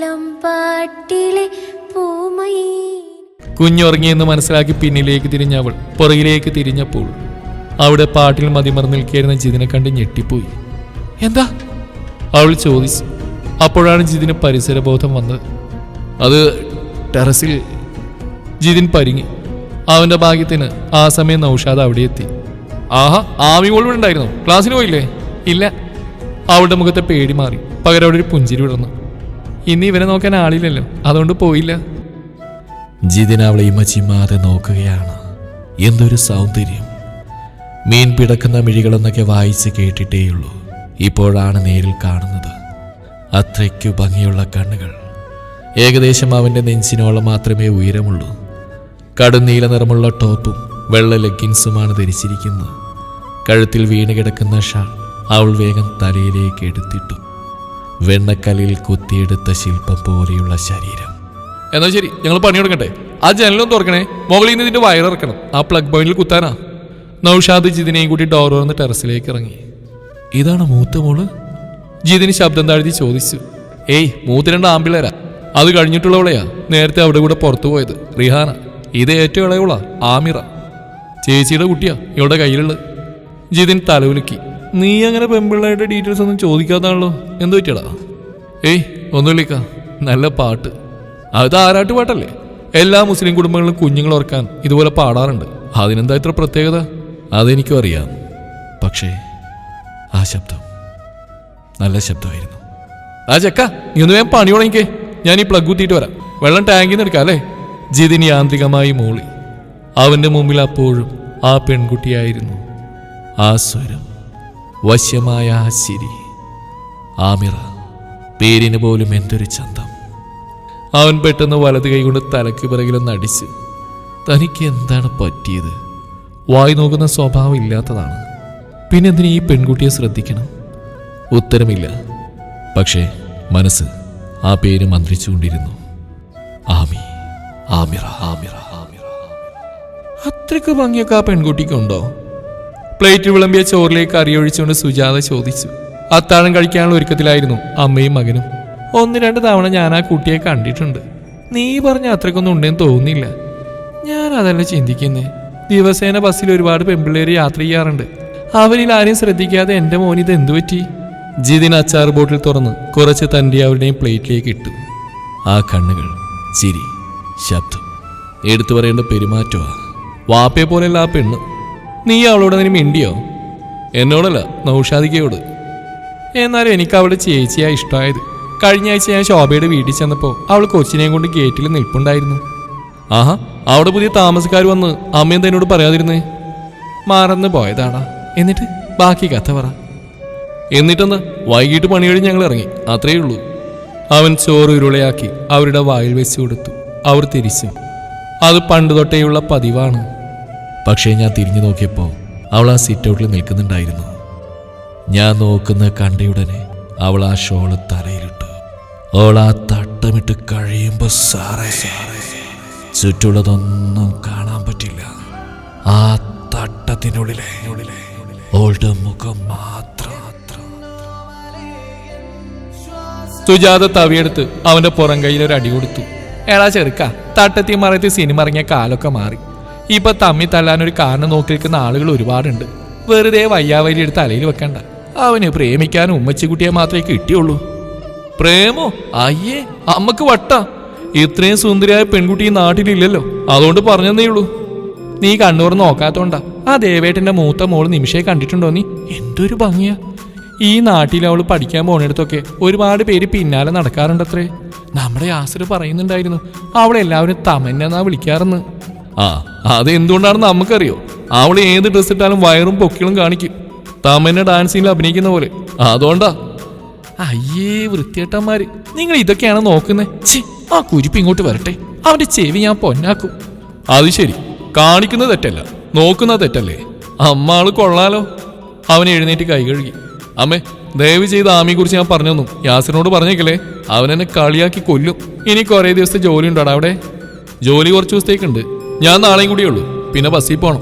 ഇനി കൃത്യം 1 മാസം കഴിഞ്ഞാൽ ബസ്സിൽ നിന്ന് ലീവ് കിട്ടുന്നാ മുതലാളി പറഞ്ഞ്. ഞാൻ പകരാക്കിയ ഡ്രൈവറെ മൂപ്പരിക്ക് പിടിച്ചിട്ടില്ല. ആ പുതിയ പയ്യനെയോ? അതെ, ഇങ്ങേരെ ഇടയ്ക്കിടെ ബസ്സിൽ കയറി പണിക്കാരെ വാശി. അവൻ ഗിയറിടുന്നത് ശരിയല്ല, ബ്രേക്ക് ചവിട്ടുന്നത് ശരിയല്ല, സൈഡ് മിറർ നോക്കുന്നില്ലതൊക്കെയാ പരാതി. കുറച്ചു ദിവസം കൂടി വണ്ടി ഓടിച്ചാ വർക്ക്ഷോപ്പിൽ കയറ്റേണ്ടി വരും പോലും. ആ അതങ്ങനെയാടാ, കാശ് മുടക്കുന്നതിന് ദണ്ണുണ്ടാവുമല്ലോ. തുടക്കത്തിൽ എല്ലാവരും അങ്ങനെ തന്നെയല്ലേ? ഞാനും അങ്ങനെയൊക്കെ തന്നെ ആയിരുന്നു. പാത്രങ്ങൾ കഴുകാനും അടുക്കള ക്ലീൻ ചെയ്യാനുമെല്ലാം അവൻ അമ്മയെ സഹായിച്ചു. അതിനുശേഷം സുജാത തയ്യൽ മെഷീൻ്റെ അടുത്ത് ചെന്നിരുന്നു. എന്താ സുജാത കുട്ടിയുടെ പരിപാടി? നാളെ കൊടുക്കേണ്ടതാടാ, നീ കിടന്നോ. ഷോപ്പിൽ പിന്നെന്തായിരുന്നു പണി? അതൊക്കെ നാളെ ചെയ്യാം, വന്നേ. അവനവരുടെ കൈ പിടിച്ച് റൂമിലേക്ക് കൊണ്ടുപോയി കിടത്തി. അവനും കിടന്നു. പോത്തുപോലെ വളർന്നിട്ടും ഇതൊന്നും നിർത്താനായില്ലേ? നീ എത്രയും പെട്ടെന്ന് പെണ്ണ് കെട്ടിക്കണം. ജിതിൻ അവരെ കെട്ടിപ്പിടിച്ചു. ഇച്ചിരി നേരം സ്വന്തം അമ്മയുടെ കൂടെ കിടക്കാനുള്ള അവകാശമൊക്കെ മക്കൾക്കുണ്ട്. അമ്മ എപ്പോഴും പറയാറുണ്ടല്ലോ, ഞാൻ അമ്മക്ക് കുഞ്ഞന്നെയാണെന്ന്. കൊഞ്ചല്ലേടാ. സുജാത അവന്റെ മുടിയിലൂടെ വിരലോടിച്ചുകൊണ്ടിരുന്നു. എന്നും അവൻ ഉറങ്ങുന്നവരെ തല മസാജ് ചെയ്തുകൊണ്ട് അവരടുത്തുണ്ടാവും. ഉറങ്ങിയതിന് ശേഷം എഴുന്നേറ്റ് തന്റെ മുറിയിലേക്ക് പോകും. അതുപോലെ അവർ കടയിലുള്ളപ്പോൾ അവൻ അങ്ങോട്ട് പോവുകയാണെങ്കിൽ ഓടിച്ചെന്ന് കെട്ടിപ്പിടിച്ച് കവിളിൽ ഉമ്മ വെക്കും. അതിപ്പോ എത്ര ആളുകൾക്ക് മുമ്പിൽ വെച്ചാണെങ്കിലും. നീ ഇപ്പോഴും അമ്മിഞ്ഞ കുടിക്കാറുണ്ട് അല്ലേടാ എന്നും പറഞ്ഞ് മൈമൂനെ കളിയാക്കാറുണ്ട്. പക്ഷെ അവനൊന്നും പ്രശ്നമല്ല. അവനെ സംബന്ധിച്ചിടത്തോളം അവനെല്ലാം അമ്മയാണ്. ജിത്തു, ടെറസിന്റെ മുകളിലൊക്കെ കയറി ജോലി ചെയ്യുമ്പോൾ ശ്രദ്ധിക്കണേ. മഴക്കാല ഇനി ടെറസിൽ പണിയൊന്നുമില്ല. അവൻ കണ്ണുകൾ തുറക്കാതെ തന്നെ സുജാതയുടെ ദേഹത്തെ കുറച്ചുകൂടി ഒട്ടിച്ചേർന്നു. മൊത്തം ക്ലീനാക്കി കഴിഞ്ഞു. ഇനി വാട്ടർ പ്രൂഫ് ചെയ്യണം. അതിന് മഴ തടസ്സമാ. നാളെ മുറിയിലെ കുറച്ച് പണിയുണ്ട്. ആ വീട് പണിത് പെയിന്റ് അടിച്ചിട്ട് ഇപ്പോൾ 2 കൊല്ലം ആവുന്നല്ലേ ഉള്ളൂ. എൻ്റെ അമ്മേ, ആ റബ്ബർ തോട്ടത്തിലെ കരിയിലകൾ മുഴുവൻ അതിന്റെ മണ്ടക്ക. വെള്ളം പോകുന്ന സ്ഥലത്ത് കടഞ്ഞ് ടെറസിൽ വെള്ളം കിട്ടിയിരുന്നു. അപ്പൊ സ്വാഭാവികമായിട്ട് അകത്തേക്ക് ഇറങ്ങി ചുമര് ചീത്തയായി. ആമിയുടെ മുറിയൊക്കെ ആകെ വൃത്തിയേടാ. ആരുടെ? സുജാത തലയുയർത്തി. അത് ആമിറയുടെ. ജിതിൻ ചമ്മലോടെ ചിരിച്ചു. സുജാത അർത്ഥം വെച്ച് മൂളി. മിക്കവാറും എന്റെ മോൻ പൊന്നാനി പോയി കട്ട് ചെയ്യേണ്ടി വരും. അതൊക്കെ പണ്ടല്ലേ അമ്മേ, ഇപ്പൊ ഇവിടെ തന്നെ സൗകര്യമുണ്ട്. ഒറ്റ ചവിട്ടെന്നാ നീ താഴെ കിടക്കും. മിണ്ടാട് ഉറങ്ങടാ. സുജാത ദേഷ്യപ്പെട്ടു. അതോടെ ജിതിൻ സംസാരം നിർത്തി. പക്ഷേ മുന്നിൽ അപ്പോഴും ആമിറയുടെ രൂപമായിരുന്നു. കാതിൽ അവളുടെ മധുരമാർന്ന സ്വരം. ദൈവമേ, എന്താണിത്? ഇങ്ങനെ മനസ്സിന് അലട്ടാൻ മാത്രം എന്ത് പ്രത്യേകതയാണ് ആ പെൺകുട്ടിക്കുള്ളത്? ഉറക്കം വന്നില്ലെങ്കിലും അമ്മയെ ബുദ്ധിമുട്ടിക്കാതിരിക്കാൻ അവൻ ഉറങ്ങിയതായി അഭിനയിച്ചു. അടുത്ത ദിവസം നൗഷാദ് വീട്ടിലെത്തി അവനെ കൂടെ കൂട്ടി. ഇക്ക, നാളെ എന്നെ നോക്കണ്ട കേട്ടോ. ജീപ്പ് പോയിക്കൊണ്ടിരിക്കെ അവൻ പറഞ്ഞു. യാസിർ വരും, എനിക്ക് നാളെ ബസ്സിൽ പോകണം. നിനക്ക് ഈ നാട്ടുകാരുടെയും മറ്റു വണ്ടിക്കാരുടെയും തെറികൾക്കാതെ ഉറക്കം വരില്ല അല്ലേ? എടാ, സ്ഥിരമായിട്ട് എൻ്റെ കൂടെ നിൽക്ക്. ഒരു റിസോർട്ടിൻ്റെ കോൺട്രാക്ട് ഇടാൻ സാധ്യതയുണ്ട്. കിട്ടിയ അടുത്ത ആഴ്ച തുടങ്ങാം. ഞാനിങ്ങനെയൊക്കെ ജീവിച്ച് പോയിക്കോളാം ഇക്ക. പിന്നെ തെറി എന്നെ ഇന്നൊരാനും തെറി വിളിച്ചിട്ടില്ല. ഈ കേൾക്കാത്തതുകൊണ്ടാവും. ബസ് ഓവർടേക്ക് ചെയ്ത് പോകുമ്പോഴും റോങ് സൈഡ് കയറുമ്പോഴും മറ്റുള്ളവർ തെറി വിളിക്കാറുണ്ട്. ഞാൻ തന്നെ എത്ര ബസ്സുകാരെ തെറി വിളിച്ചിട്ടുണ്ടെന്നറിയോ? ദുഷ്ടൻ. നിങ്ങളുടെ ഈ പാട്ട വണ്ടി ഓടിക്കുന്ന പോലെയല്ല ബസ്. മോശം റോഡും മുടിഞ്ഞ ട്രാഫിക്കും. സമയത്ത് എത്തിപ്പെടാൻ പെടുന്ന പാട് ഞങ്ങൾക്കേ അറിയൂ. എന്ന് വെച്ച് ബാക്കിയുള്ളവർക്കാർക്കും പുറത്തിറങ്ങണ്ടേ? ഈ പരക്കം പാച്ചിലിന് എന്തെങ്കിലും അപകടം ഉണ്ടായി ആരെങ്കിലും ജീവൻ നഷ്ടപ്പെട്ട് എന്ത് ചെയ്യും? നിങ്ങൾ മാത്രമല്ല, KSRTCയും കണക്കാ. പക്ഷേ ഒരു കാര്യത്തിൽ എനിക്ക് സന്തോഷമുണ്ട്. പണ്ട് സ്കൂളിൽ പഠിക്കുമ്പോൾ ബസ് ഇടയാൻ അതിൽ ജോലിക്കാരൻ്റെ കുത്തിന് പിടിക്കാനെല്ലാം മുന്നിലുണ്ടായിരുന്ന നീന്ന് അതേ തൊഴിൽ ചെയ്യേണ്ടി വന്നല്ലോ. പടച്ചോ 8ന്റെ പണിയാന്ന് എനിക്ക് തന്ന്. അതെ, അധികം ഡയലോഗ് അടിച്ചാൽ ഞാൻ ഈ രാജിക്കൊന്ന് തന്നിട്ട് എൻ്റെ പാട്ടിന് പോകും. ജിതിൻ ദേഷ്യത്തോടെ മടിയിൽ വെച്ചിരുന്ന പെയിന്റ് ബ്രഷ് അയാൾക്ക് നേരെ നീട്ടി. ജീപ്പ് ആ വീട്ടുമുറ്റത്തേക്ക് കയറി അതേ സമയം തന്നെ ഒരു ബുള്ളറ്റിൽ 2 ചെറുപ്പക്കാർ പുറത്തേക്ക് പോകുന്നുണ്ടായിരുന്നു. അതിലൊരാൾ നൗഷാദിനെ നോക്കി കൈ കാണിച്ചു. യൂസഫിയുടെ ആൺമക്കളാ, നൗഷാദ് പറഞ്ഞു. രണ്ടുപേരും ഹെൽമെറ്റ് വെച്ചിരുന്നതിനാൽ ജിതിൻ അവരുടെ മുഖം കണ്ടില്ല. കാർ പോർച്ചിന്റെ മൂലയിൽ നിന്ന് ഡ്രസ്സ് മാറി പണി സാധനങ്ങൾ എടുക്കുമ്പോഴേക്കും ശ്രീജേഷും നവാസും വന്നു. നൗഷാദ് കോളിംഗ് ബെൽ അടിച്ചു. വാതിൽ തുറന്ന യൂസഫിന്റെ ഭാര്യ റഷീദയായിരുന്നു. ഇതാ, അസ്സലാമു അലൈക്കും. വാലൈക്കും സലാം. ഇക്ക എവിടെ ഷോപ്പിൽ പോയോ? ഇന്ന് കുറച്ച് നേരത്തെ ഇറങ്ങി. നൗഷാദിന് എന്തെങ്കിലും ആവശ്യമുണ്ടെങ്കിൽ ഇക്കയെ വിളിച്ചോളാൻ പറഞ്ഞു. ഇന്ന് തൽക്കാലം ആവശ്യമൊന്നുമില്ല, അകത്ത് ചെറിയ പണിയേ ഉള്ളൂ. നാളെ രാവിലെ ഒരു മഴ പെയ്തില്ലെങ്കിൽ മതിലിന്റെ പണി തുടങ്ങാം. അതിന് കുറച്ച് സാധനങ്ങൾ വാങ്ങിക്കണം. സാറില്ല, ഞാൻ വിളിച്ചോളാം. റഷ്യ തലയാട്ടി പിന്നെ അകത്തേക്ക് നടന്നു. നവാസും ശ്രീജേഷും ഇന്നലെ പുട്ടിയിട്ടൊക്കെ കുറച്ച് പ്രേമർ അടിക്കുക. ജിത്തു, നീ മുകളിലെ ആദ്യത്തെ മുറിയുടെ പണി വയ്ക്കുക. ഞാൻ 1/2 മണിക്കൂറിൽ എത്തിക്കോളാം. ഇക്കെവിടെ പോവാ? ആ പള്ളിയിൽ പണിയെടുത്തതിന്റെ പൈസ ഇന്ന് രാവിലെ തരാന്നാ പറഞ്ഞ്. പോയി വാങ്ങട്ടെ. നൗഷാദ് ജീപ്പ് സ്റ്റാർട്ട് ചെയ്തു. അത് റോഡിലേക്ക് ഇറങ്ങിയ ഉടനെ നവാസ് ജിതിന്റെ അടുത്ത് ചെന്നു. സത്യം പറയടാ, നീ ഇങ്ങനെ കൈക്കൂലി വല്ലതും കൊടുത്തിട്ടുണ്ടോ? അതോ പണിയെടുക്കുന്നത് ഫ്രീ ആയിട്ടാണോ? അതെന്താ? അല്ല, പെമ്പിള്ളയുടെ റൂമൊക്കെ നിനക്ക്, എനിക്കും ശ്രീജേഷിനും കക്കൂസും കുളിമുറിയും. എന്റെ പൊന്ന് നവാസേ, നീ വേണമെങ്കിൽ മുകളിലേക്ക് പോയിക്കോ. എനിക്ക് യാതൊരു നിർബന്ധമില്ല. എന്നിട്ട് മൂപ്പര് വന്നിട്ട് എന്റെ വാപ്പയ്ക്ക് വിളിക്കാനല്ലേ? അതുകൊട്ടെ, ഞാൻ പറഞ്ഞ കാര്യം എന്തായി? കണ്ടക്ടർ പണി പഠിപ്പിക്കാനല്ലേ? എടാ ഞങ്ങളുടെ ബസ്സിൽ അത് നടക്കാൻ സാധ്യത കുറവാണ്. ഇപ്പോഴത്തെ കണ്ടക്ടർ മുരടനാ. വേറൊന്ന് 2 ബസ്സിൽ ചോദിച്ചിട്ടുണ്ട്. നമുക്ക് ശരിയാക്കാം. എനിക്കും വേണം ശ്രീജേഷ് പറയുന്നിട്ട് അവൻ അങ്ങോട്ട് തിരിഞ്ഞു. ആ നീ പണി പഠിക്കുന്ന എന്തിനാണെന്ന് എനിക്കറിയാം. ആ സൂക്കേണ് നല്ലത്. നിന്നെ പെണ്ണെട്ടിക്കല പോയി പണിയെടുക്കട തെണ്ടി. ജിതിൻ ആവശ്യ സാധനങ്ങളും എടുത്ത് പടികൾ കയറി. ആമിറയുടെ മുറിയിലാണ് പണി. എന്തിനെന്നറിയാതെ അവന്റെ ഹൃദയതാളം വർദ്ധിച്ചു. കുറെ ഡ്രസ്സുകൾ കയ്യിൽ താങ്ങി പിടിച്ച് റിഹാന സ്റ്റെപ്പുകൾ ഇറങ്ങാൻ തുടങ്ങിയായിരുന്നു. ജിതിനെ കണ്ടപ്പോൾ അവൾ പുറകിലേക്ക് മാറി നിന്നൊന്ന് പുഞ്ചിരിച്ചു. അവൻ തിരിച്ചു. അവൻ മുകളിലെത്തിയ ഉടനെ അവൾ താഴേക്ക് ഇറങ്ങിപ്പോയി. റൂമിന്റെ വാതിൽക്കലെത്തിയപ്പോൾ തന്നെ അകത്ത് നിൽക്കുന്ന ആമിറയെ ജിതിൻ കണ്ടു. പെയിന്റ് അടിക്കാനുള്ള സൗകര്യത്തിനായി ബെഡും ഒരു മേശയും ഒഴികെ ബാക്കിയുള്ള അവിടുന്ന് മാറ്റിയിട്ടുണ്ടായിരുന്നു. പാടിൽ നിന്ന് മനസ്സ് വിലക്കിയിട്ടും അറിയാതെ അവളെ അടിമുടി നോക്കി. മെറൂൺ കളറിലുള്ള ചുരിദാർ, വെള്ള ഹിജാബ്. എവിടെയോ പോവാനൊരുങ്ങിയ ശേഷം തനിക്ക് ആവശ്യമായ എന്തോ മേശയിൽ അവൾ തിരയുകയായിരുന്നു. ജിതിനെ കണ്ടതും അവൾ തെരച്ചിൽ മതിയാക്കി ചെറുപുഞ്ചിരിയോടെ പുറത്തിറങ്ങി. അരികിലൂടെ അവൾ കടന്നു പോയപ്പോൾ മനം മയക്കുന്ന സുഗന്ധം. സ്വയം ശാസിച്ചുകൊണ്ട് അവൻ ആ മുറിയിൽ പ്രവേശിച്ചു. ആമിറ എവിടെയോ പോയതാണെന്ന് മനസ്സിലായി. കാരണം അന്ന് ഭക്ഷണം എടുത്ത് കൊടുത്തൊക്കെ റഷീദയായിരുന്നു. വൈകുന്നേരം പണി കഴിഞ്ഞ് ജിതിൻ നേരെ യാസറിന്റെ വീട്ടിലെത്തി. TV കണ്ടുകൊണ്ട് ചാരിന്ന് കാപ്പി പിടിക്കായിരുന്നു യാസിർ. ആഹാ, പണിക്ക് പോകാതെ ഇവിടെ നിന്ന് സുഖിക്കുകയാണല്ലേ. എത്തിയോ ഉമ്മാ? ദേ നിങ്ങളുടെ മോൻ വന്നേക്കണ്. ഇവന് വിഴുങ്ങാനെന്തോ ഒളിപ്പിച്ചു വെച്ചിരുന്നില്ലേ, എടുത്തുകൊട്. യാസിർ അകത്തേക്ക് നോക്കി വിളിച്ചു പറഞ്ഞു. പിന്നെ ജിതിനെ നോക്കി. അവിടുത്തെ പണി ഇരുന്നോടാ? ഇല്ലടാ, ഒരു റൂം ബാക്കിയുണ്ട്, പിന്നെ മതിലും കയറ്റു. എന്നാ പിന്നെ നാളെ മുങ്ങിയേക്കാം. അതെന്താടാ? ഓ, മതിലിന് പെയിന്റ് അടിക്കാൻ ഔഷാദിക്ക് എന്നോടേ പറയും. നീ ചെയ്യാത്തൊന്നല്ലോ. അതല്ലടാ, പക്ഷെ ശോഭേച്ച് എന്നെ കണ്ട അതോടെ എൻ്റെ കാര്യത്തിൽ തീരുമാനമാവും. നീ പൈസ കടം വാങ്ങിച്ചിട്ടുണ്ടോ? അതായിരുന്നു നീ കുഴപ്പമില്ലായിരുന്നു. പക്ഷെ പാലുകാച്ചിന് ശേഷം ഞാൻ ആ വീട്ടിലേക്ക് പോയിട്ടില്ല. വാപ്പിയോടെ ഒന്നും പരാതി പറയാറുണ്ട്. അപ്പം നിനക്ക് കിട്ടണം. എടാ, അവരിവിടെ താമസിച്ചിരുന്നപ്പോൾ ഒരു കുടുംബം പോലെ ആയിരുന്നില്ലേ? ഞാൻ ബസ്സിൽ നിന്ന് ലീവായാലെങ്കിലും പോവാറുണ്ട്. നീ നാട്ടിൽ തന്നെ ഇല്ലേ? എപ്പോൾ വേണേലും പോവാലോ. സ്വാതി ഇന്നും നിന്നെ അന്വേഷിച്ചിരുന്നു. അങ്ങനെ പറഞ്ഞു കൊടുക്കുക ഏട്ടാ. മൈമൂനയുടെ കൂടെ യാസിന്റെ അനിയത്തി റുബീന അവിടേക്ക് വന്നു. സ്വാതി ശോഭേച്ചി ഇടയ്ക്ക് ഇങ്ങോട്ട് വരാറുണ്ട്. പക്ഷെ എൻ്റെ ഇക്കാക്ക് അവിടെ പോകാൻ മാത്രം സമയമില്ല. ഒന്ന് ചേർക്കാണ്ടിരിക്കടി, നാളെ പോയിക്കോളാം, പ്രശ്നം തീർന്നില്ലേ? യാസിർ ഒച്ചയെടുത്തു. റുബീനയും സ്വാതി ഒരേ കോളേജിലാണ് പഠിക്കുന്നത്. മൈമൂന ഒരു പ്ലേറ്റിൽ കപ്പയും മീൻകറിയും ജിതിന് നൽകി. കഴിക്കും മോനെ. ഞാൻ ഇച്ചിരി കൂടി കപ്പ ചോദിച്ചപ്പോൾ തരാൻ പറ്റില്ല അല്ലേ? എൻ്റെ മോൻ പണിയെടുത്ത് ക്ഷീണിച്ചു വരിക, നീ വെറുതെ ഇരിക്കല്ലേ?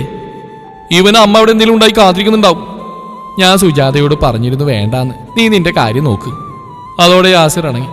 നല്ല വിശപ്പുണ്ടായിരുന്നതിനാൽ ജിതിൻ പെട്ടെന്ന് കഴിച്ചു തീർത്തു. ഞാൻ പോട്ടെ, നാളെ രാത്രി വരാം. കൈ കഴുകിയൊരു ഏമ്പക്കം വിട്ടുകൊണ്ടാവൻ പറഞ്ഞു. പിന്നെ റുബീനയെ നോക്കി. നിനക്ക് നാളെ കോളേജിൽ പോകണ്ടേ? പോണം. അപ്പോൾ ഈ സ്റ്റാൻഡിലേക്ക് വാ. അവൾ തലയാട്ടി. വൈകുന്നേരം അവൾ ജിതിൻ ജോലി ചെയ്യുന്ന ബസ്സിലാണ് നാട്ടിലേക്ക് വരാറുള്ളത്. അവൻ ആണിയിൽ തൂക്കിയിട്ടിരിക്കുന്ന ബൈക്കിന്റെ ചാവിയും എടുത്ത് പുറത്തിറങ്ങി. പെട്രോളൊക്കെ ഉണ്ട്. അവൻ ബൈക്കിൽ കയറിയിരുന്നപ്പോൾ യാസിർ പറഞ്ഞു.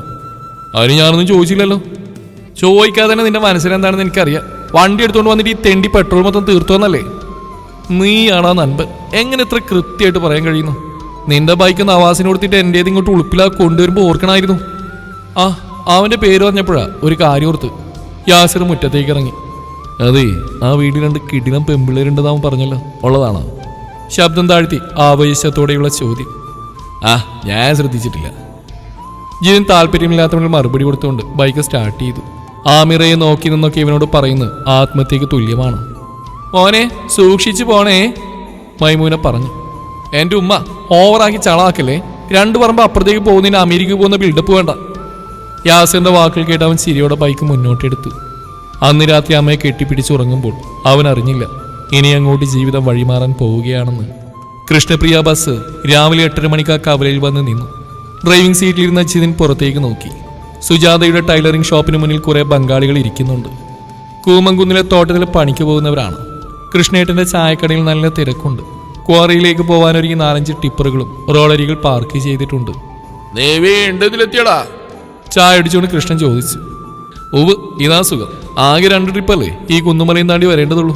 ബാക്കിയുള്ള ടൗണിലൂടെ തന്നെയാ. എടാ, മറ്റേ ആ വീട് കൊടുക്കുന്നുണ്ടോ? ഇപ്പോഴാണെങ്കിൽ പറ്റിയ ആളുണ്ട്. എൻ്റെ കൃഷ്ണേട്ടാ, ആ കേസ് വിട്ടേക്കാൻ ഞാൻ പലതവണ പറഞ്ഞല്ലേ. വേണ്ടെങ്കിൽ വേണ്ട. ക്ലീനർ ബെല്ലടിച്ചപ്പോൾ ജിതിൻ ബസ് മുന്നോട്ടെടുത്തു. ആ നാട്ടിൽ നിന്ന് ഒരുപാട് ദൂരെ അവന് 8 സെന്റ് സ്ഥലവും പഴയൊരു വീടുമുണ്ട്. അച്ഛൻ ഭാസ്കരന്റെ തറവാടാണത്. ഭാഗം വെച്ചപ്പോൾ അവന് കിട്ടി. അയാളുടെ മരണശേഷം ജീവിതത്തിൽ കുറേയേറെ കഷ്ടപ്പെട്ടെങ്കിലും അത് വിൽക്കാൻ സുജാത ശ്രമിച്ചില്ല.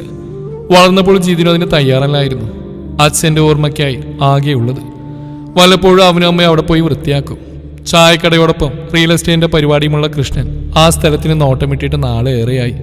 നഗരത്തിനോട് അടുത്തായതിനാൽ വാങ്ങാനും ആൾക്കാരുണ്ട്. അതുകൊണ്ട് തന്നെയാണ് ഈ കാര്യം പറഞ്ഞ അയാൾ ജിതിന്റെയും സുജാതയുടെയും പിന്നാലെ നടക്കുന്നത്. അടുത്ത ബസ് സ്റ്റോപ്പിലെത്തി അലക്ഷ്യമായി ചുറ്റും നോക്കുന്നതിനിടെയാണ് ജിതിൻ അത് കണ്ടത്. അവന്റെ നേരെ ഇടതുവശത്ത് സീറ്റിലിരിക്കുന്ന പെണ്ണ് ആമിറ. ഗ്രേ കളർ ഫുൾ ടോപ്പും ജീൻസുമാണ് വേഷം.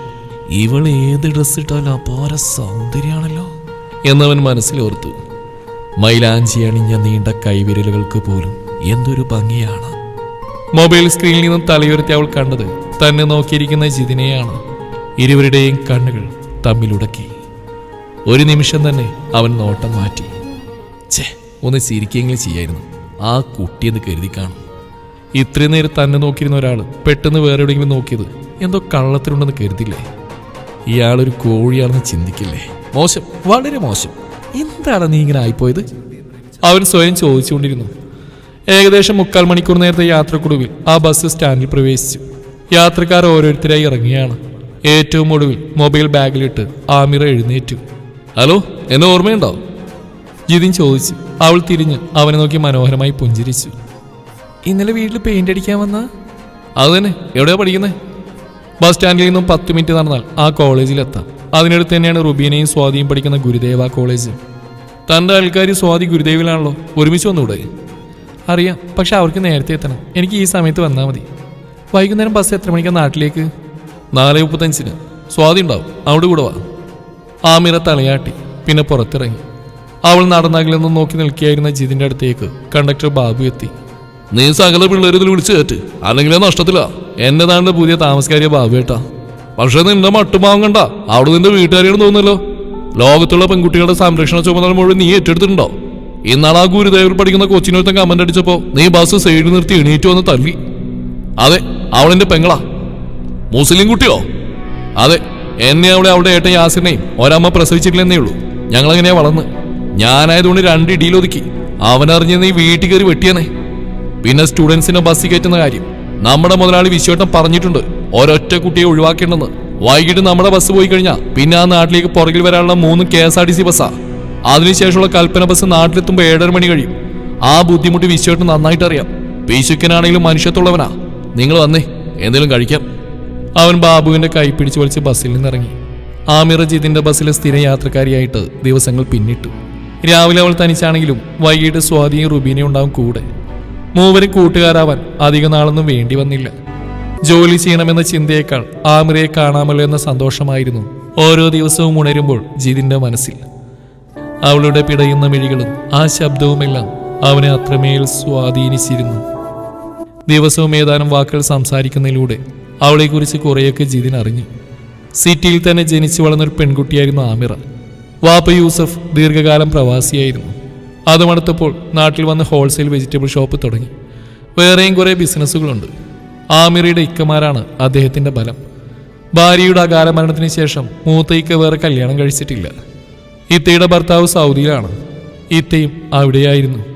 പ്രസവത്തിന് നാട്ടിൽ വന്നാണ്. എന്തൊക്കെയോ കാരണങ്ങൾ കൊണ്ട് തിരിച്ചുപോക്ക് നീണ്ടു. ഏതാനും ദിവസങ്ങൾ കഴിഞ്ഞാൽ ഇത്തയുടെ ഭർത്താവ് വരും. രണ്ടുപേരും കുഞ്ഞിനെയും കൊണ്ട് തിരിച്ചു പോകും. ചുരുക്കത്തിൽ പറഞ്ഞാൽ സന്തുഷ്ടമായ കുടുംബജീവിതം. പക്ഷേ അതൊക്കെ പറയുമ്പോഴും അവളുടെ കണ്ണുകളിൽ എന്തോ വിഷാദം ഒളിഞ്ഞിരിക്കുന്നു എന്നത് ജിതിൻ കണ്ടെത്തി. അതിന്റെ കാരണമറിയാനുള്ള ശ്രമമായി പിന്നീട്.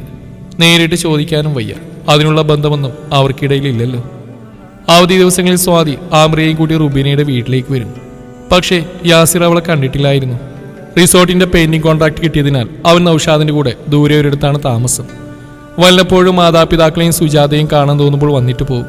ഒരു ഞായറാഴ്ച റുബീനയെ തേടിയെത്തിയതായിരുന്നു ആമിറയും സ്വാതിയും. അന്ന് ലീവായതിനാൽ ജിതിൻ അവിടെ ഹാജരായിരുന്നു. ജിത്തുവേട്ടൻ്റെ അമ്മ ഇവിടെ ഇല്ലേ? ആമിറ ചോദിച്ചു. ഉണ്ട്, തയ്ക്കുവാണ്. തനിക്ക് ഇവരെയും കൂടി വീട്ടിലൊന്ന് പോയിക്കൂടെ? അമ്മയെ പരിചയപ്പെടാമല്ലോ. ഒരു ദിവസം എന്തായാലും വരാം. ഉമ്മറത്തിരിക്കുകയായിരുന്നു അവർ. സ്വാതി റുബീനയുടെയും മൈമൂനയുടെയും കൂടെ കിച്ചണിലാണ്. തനിക്ക് ഈ നാടകം ഇഷ്ടപ്പെട്ടോ? ഒത്തിരി. എന്ത് രസമാണ് ഇവിടെ. പണ്ട് നിന്നെടുത്ത് രാവിലെ മുതൽ രാത്രി വരെ ബഹളങ്ങളാ. ചെവിക്ക് സ്വൈര്യം ഉണ്ടാവില്ല. ഇവിടെ വളരെ ശാന്തമായ അന്തരീക്ഷം, പിന്നെ തണുത്ത കാറ്റും പുഴയും മലയും. ഞങ്ങളിങ്ങോട്ട് വരുമ്പോൾ ആ പാടത്ത് കുറേ മയിലിനെ കണ്ടു. എന്തൊരു ഭംഗിയാണെന്നറിയോ? ആ സ്ഥലത്ത് പോയിട്ടുണ്ടോ? ജിതിൻ ദൂരെ കുന്നിൻ മുകളിലേക്ക് ഐസ് ചൂണ്ടി. അതാണ് കൂമൻ മല. അതിൻ്റെ അപ്പുറത്തേക്ക് പോകാൻ പെർമിഷൻ ഇല്ല, ഫോറസ്റ്റ് ഏരിയ. കൂമൻ മലയിൽ കയറി കുറേ മാനുകളൊക്കെ ഉണ്ടാവും. ഇവിടെ വരാറുണ്ടോ? ഇങ്ങോട്ട് മാനുകൾ വരാറില്ല. കാട്ടുപന്നിയെ കണ്ടിട്ടുണ്ട്, കുരങ്ങുണ്ടാവും. പിന്നെ മാവേലി വരുന്ന പോലെ വല്ലപ്പോഴും ആനയോ പുലിയൊക്കെ ഇറങ്ങും. അയ്യോ, നമ്മളെന്തെങ്കിലും ചെയ്യോ? ആമിറ പേടിയോടെ ചോദിച്ചു. ഏയ്, ഭയങ്കര ഫ്രണ്ട്ലിയാ. ഇവിടെ നിന്ന് ഉമ്മാന്റെ കയ്യിൽ നിന്ന് സുലൈമാനി പിടിച്ചുകൊണ്ട് കാട്ടിലെ വിശേഷങ്ങളൊക്കെ പറയും. നിന്നെ കണ്ടാലേ, അല്ലാ ഇത് നമ്മളെ യൂസുഫ് ഖാന്റെ കുട്ടിയല്ലേ, സുഖാണോ മോളെ, ബാപ്പയുടെ കച്ചവടമൊക്കെ എങ്ങനെ പോകുന്നു എന്നൊക്കെ ചോദിക്കും. അത്രേ ഉള്ളൂ. ഓ അവിടുന്ന്. ആമിറ മുഖം വീർപ്പിച്ചു. അല്ല പിന്നെ, എടോ ഭക്ഷണം തേടി വരുന്ന മൃഗങ്ങളാ. മനുഷ്യരോട് അവർക്ക് പ്രത്യേക സ്നേഹവും വെറുപ്പൊന്നുമില്ല. വെജ് കഴിക്കുന്നവർ വല്ല ചക്കയോ വാഴപ്പഴോ കപ്പയോ കഴിച്ചിട്ട് പോകും. നോൺ വെജ് ആണെങ്കിൽ ആട്, കോഴി അങ്ങനെ വല്ലതും. എൻ്റെ അറിവിൽ മനുഷ്യന്മാർ ഇതുവരെ കൊന്നിട്ടില്ല. എപ്പോഴും അങ്ങനെ ഇങ്ങോട്ട് ഇറങ്ങാറുമില്ല. 5-6 വർഷം മുമ്പാ അവസാനമായിട്ട് പുലി ഇറങ്ങിയത്. അതിനുശേഷം 1-2 പ്രാവശ്യം ആന വന്നിരുന്നു. ഇപ്പം അതുമില്ല. നാളിനെ കുറിച്ച് അവൻ പറയുന്നത് ആമിറ ശ്രദ്ധാപൂർവം കേട്ടിരുന്നു. അപ്പോഴാണ് സ്വാതിയും റുബീനയും ഉമ്മറത്തേക്ക് ഇറങ്ങിയത്. വന്നപാടെ റുബീന ജിതിന്റെ പോക്കറ്റിൽ കൈയിട്ട് പൈസ എടുത്തു. എന്തിനാടി? ഐസ്ക്രീം വാങ്ങാൻ. ഏട്ടന് വേണോ? വേണ്ട. ഉമ്മയുടെ പുറകുവശത്തുണ്ട്. ആ ലീല ചേച്ചിയുടെ കത്തിയടിക്കുക. സ്വാതിയോടെ സ്കൂട്ടർ സ്റ്റാർട്ട് ചെയ്തു. റുബീന പുറകിൽ കയറി. ആമി, നീ ഇവിടെ ഇരിക്കും, ഞങ്ങൾ പെട്ടെന്ന് വരാം.